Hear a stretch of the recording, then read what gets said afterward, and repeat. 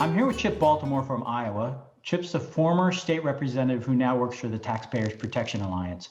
Chip's done quite a bit of research on this issue and has seen small towns in Iowa get duped by consulting firms and lose millions of dollars building these networks.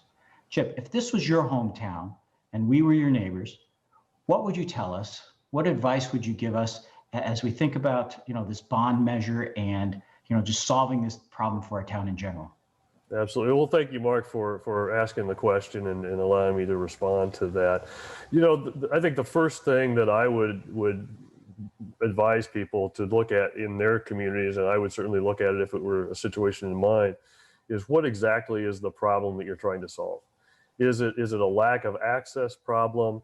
Is it whether you've got some neighborhoods or areas in the community that are not served at all? Is it a matter of slow speed? Is it a matter of unreliability in terms of the system always going out? What kind of alternatives do you have in terms of other providers there? But until you really determine what exactly your problem is, just jumping into the concept of, hey, we need to go, first of all, borrow a big pile of money on the backs of the property taxpayers, and B, build a government internet system, that's really putting the cart before the horse. There's so much more homework and research that should be done to determine what the problems are before you just jump in and start borrowing money and spending money to consultants and designers and engineers and construction people to build a system that may not be solving the problems that you have anyway. Much of what we've seen, problems with slow and unreliable internet service, oftentimes come from poor or faulty equipment inside the home instead of the system itself being too slow. And that's always a challenge, but the providers get blamed for it. Even though people buy cheap routers, or the routers wear out, or their wiring inside the house is not really up to speed or up to snuff, whatever that happens to be. So I think my first line of advice is to do a much more extensive research effort to determine what exactly the problems are that you have there in that particular community that you think a government-owned internet system would fix.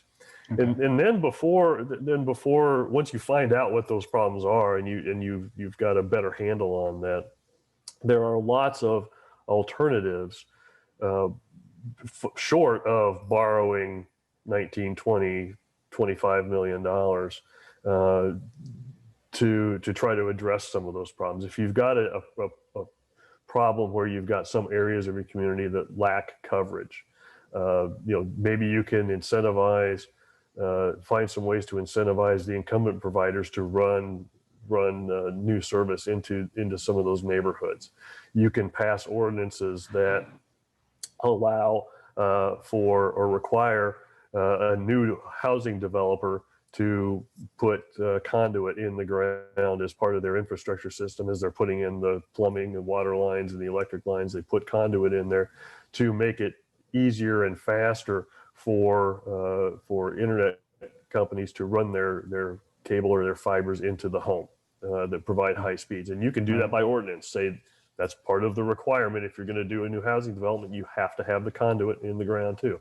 That's something that costs the city virtually nothing.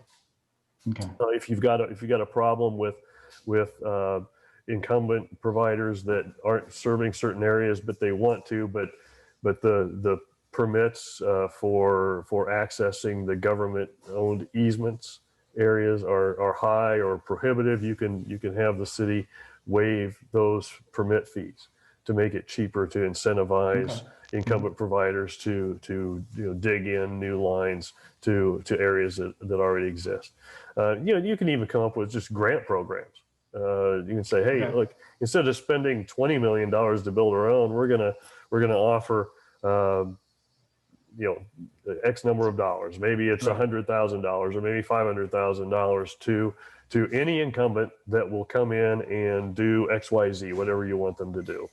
Okay. It's a far cheaper alternative, and it gets you to the end result, but you didn't have to borrow $20 million to do it. It might have cost you maybe $1 million total. I don't know. Right. There's all sorts of discussions that you can have with incumbents to say, what's it going to take to get you to do whatever it is to solve whatever the problem is. But again, the first step is you've got to figure out what your problem is first. Got to nail it down. All right. Well, thank you so much, Chip, for that advice. And I hope we get to talk to you again soon. So do I. Great to see you.